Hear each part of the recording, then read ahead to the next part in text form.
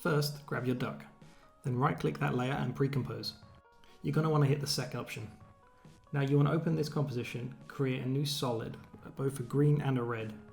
Now grab the red layer and move it to the right. Bring the duck to the top and enjoy your flag. Move back to the main composition, grab the hex tile effect and assign it to your duck.